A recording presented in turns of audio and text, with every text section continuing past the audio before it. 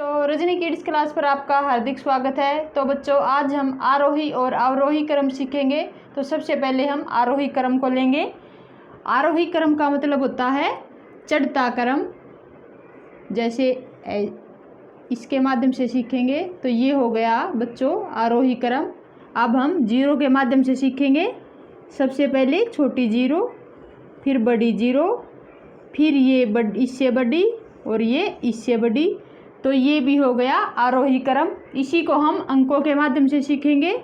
जैसे 1, 2, 3, 4, 5। तो बच्चों ये भी है आरोही क्रम। अब हम कुछ अंकों को लेकर उनसे आरोही क्रम में एक संख्या बनाएंगे। तो चलो बच्चों शुरू करते हैं। जैसे 2, 10, 8, 15, 7, 9। तो बच्चों अब हम इन अंकों से आरोही क्रम बनाएंगे। तो सबसे पहले इनमें से छोटी संख्या लेते हैं। सबसे छोटी संख्या इनमें अंक 2 है। 2 के बाद इनमें छोटा अंक कौन सा है? 7।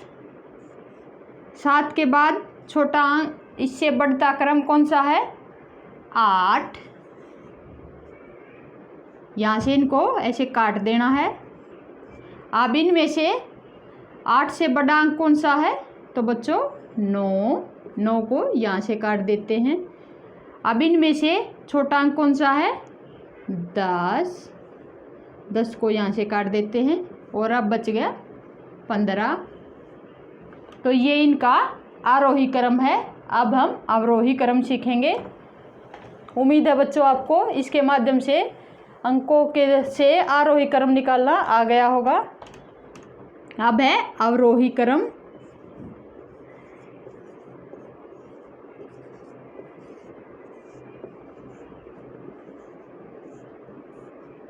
अवरोही क्रम का मतलब होता है घटता क्रम या उतरता क्रम, जिसको हम इसके माध्यम से सीखेंगे। तो जैसे सबसे बड़ी, फिर इससे छोटा, फिर इससे छोटा, फिर इससे छोटा।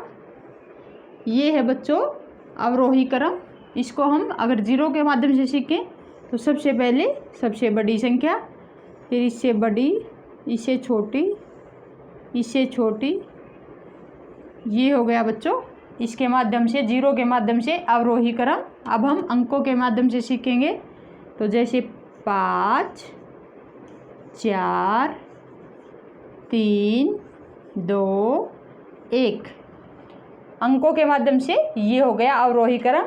अब हम कुछ अंक लिखेंगे, कुछ संख्याएं लिखेंगे, उनसे हम अवरोही क्रम में संख्याएं लिखेंगे। जैसे 10, 12, 17, 21, 2 और 8। अब हम इनका अवरोही क्रम बनाएंगे। तो सबसे पहले सबसे बड़ा अंक लेंगे। ये सबसे बड़ा अंक 21। तो 21 को यहाँ से काट देना है। फिर इससे छोटा है यहाँ पर 17। 17 को यहाँ से काट देना है। फिर बच्चों इनमें से कौन सा बड़ा है? 12। 12 को यहाँ से काट देना है। अब इनमें से बड़ा है 10 अंक। अब इनमें से 8। 8 को यहाँ से काट देते हैं और फिर है 2।